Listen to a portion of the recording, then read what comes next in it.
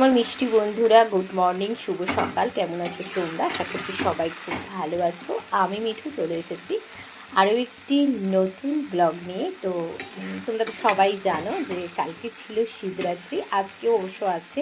তবে হ্যাঁ, আজকে যতক্ষণ না শিবরাত্রি ছাড়বে ততক্ষণ কিন্তু আমরা কোনোরকমভাবে ভাত খেতে পারবো না। তো তাই ভাবলাম আজকে কী রেসিপি বানানো যায়। তো আজকে আমি বানাচ্ছি, দেখো, সকাল সকাল।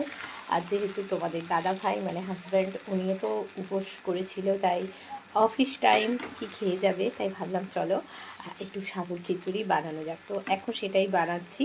তো তোমাদের সাথে একটু শেয়ার করতে চলে এলাম, যদিও এটা এখনও রেডি হয়নি। তো সম্পূর্ণ রেডি হলে অবশ্যই শেয়ার করব, তো সঙ্গে থাকো। আর সবার আজকের দিনটা অনেক ভালো কাটুক। আর যারা কাল উপোস করেনি আজকে করবে, তারা খুব ভালোভাবে মহাদেবের উপোস করুক, পুজো দিক। তো চলো আমি রেসিপিটা এখন বানিয়ে নিই।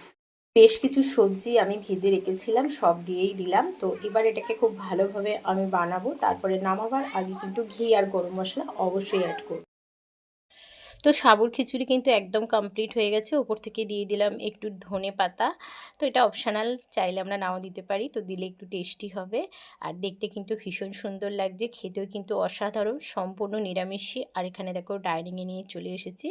ফাইনাল লুকটা তোমরা দেখে নাও। অল্প একটু ভাজাও করে নিয়েছি, কুমড়ো ভাজা। আর এই যে ফাইনাল লুক, ভীষণ সুন্দর, খেতেও অসাধারণ। তো তোমাদের সাথে একটু শেয়ার করলাম আমার আজকের রেসিপি। তোমাদের কেমন লাগলো অবশ্যই জানিও। আর এখানে দেখো অল্প একটু পাঁপড়ও ভেজে নিচ্ছি, যেহেতু খিচুড়ি, তার সাথে কিছু একটু ভাজা না হলে একদমই ভালো লাগে না। তো একটু পাঁপড় ভেজে নিলাম। ছোট্ট একটা মিনি ব্লগ তোমাদের সাথে শেয়ার করলাম, কেমন লাগলো অবশ্যই জানিও। আবারও কিন্তু দেখা হচ্ছে নেক্সট ভিডিওতে। টাটা।